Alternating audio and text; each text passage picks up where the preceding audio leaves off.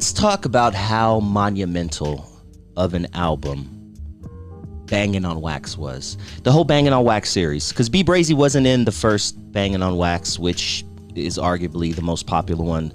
Included Pyru Love, Steady Dippin'. But such a monumental album. Take yourself back to 1994. Now, it was really going down in the streets. People think Los Angeles is bad now. Los Angeles is starting to creep back up to numbers reminiscent of the early 90s. But that's a whole other story for a whole other day. But back then, 1993, 94, it was really going down. Talk to anyone who was in the streets at that time, living that life. They will tell you it was a war zone. Even for a civilian like me, who just wanted to get to school on time without getting jumped by whatever neighborhood gang my mom decided to move me into.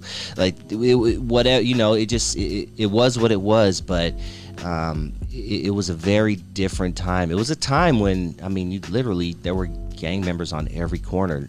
You know, certain laws that pass now, so, you know, a lot of, you know, people can't hang out in one corner anymore. But think about when you're a kid, 7, 8 years old, walking to school, and you know, you go 4 blocks to school, and there's 4 different gangs. Crips here, Longos here, you know. And this is everybody's story. This is a lot of people's story, you know. But Bangin' on Wax, the fact that they were all able to come together, even for that short period of time, to make something that we're still talking about 26, 27 years old. What are we on? I'm kind of bad with math, but we're still talking about this album to this day. And not only this album, this whole series of albums. Bangin' on Wax 2, The Saga Continues, was dope.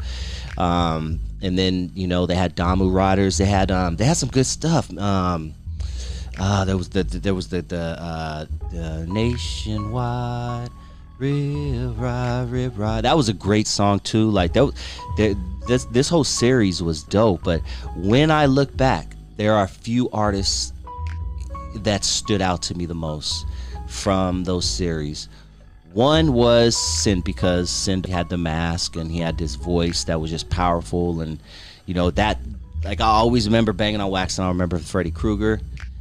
Lil Hawk YG was so dope. Such a good MC. And I'll definitely be doing an episode on Lil Hawk YG in the future on Dusty Vision Radio. But also, the number one, when I think of the Bangin' on Wax series, I think of B-Brazy. B-Brazy would have been a superstar, man. Such a superstar.